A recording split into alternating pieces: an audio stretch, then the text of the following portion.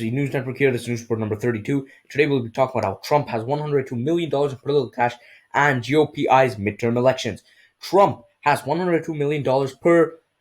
He has that money collected from campaigns, donors, donations, and nonprofits for his past bout as a Republican candidate and president, and now this could be used as a possible run in 2024.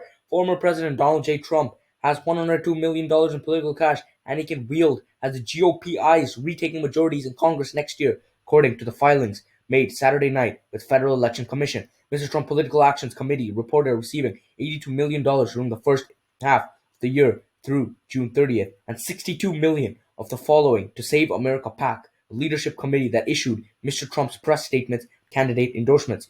Some of the money came in form of transfers and donations raised last year. The filings show the caveat, first reported by the New York Times and not mentioned in the statement released to Save America PAC announcing the figure. Trump's aides didn't immediately respond to the question about accounting. In the early midterm election cycle, and committees often wait to give the candidates until closer to the start of voting. Mr. Trump's committees, which can donate $5,000 per election to a campaign, reported no donations to GOP campaign through June 30th. The fundraising figures show that even after losing the 2020 elections and being banned from multiple social media platforms, Mr. Trump remains a draw for donations from Republican voters, particularly through email and text message salutations. So this shows that Trump is still making donations, still making money for a Republican candidate bout, even though he has been banned, even though he's no longer president. He's still making money. He's still getting donations to make a bout in 2024. Mr. Trump's biggest online fundraising day, according to the WinRed filing, was February 28th when he gave a speech about Conservative Political Action Conference and made a special appeal for his supporters to give directly to his committee. His second biggest online fundraising was January 5th, the day before he delivered a speech outside the White House challenging the election results, with supporters later rioting at the Capitol.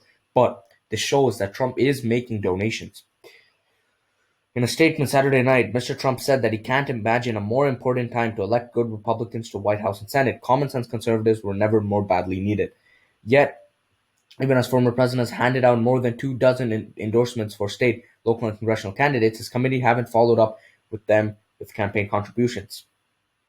Jones Day, an international law firm with a large presence in Washington, and Harder LLP, the law firm for media law specialist Charles Harder, both were paid more than $500,000. The PAC also paid Elections LLC, a firm founded by the former deputy campaign manager Justin Clark, a former White House law Stephen Passantino, and $200,000. Its filing shows. The same firm earned a little more than $51,000 from Save America PAC and another $40,000 from legal consulting from the PACs affiliated to Joint Fundraising Committee.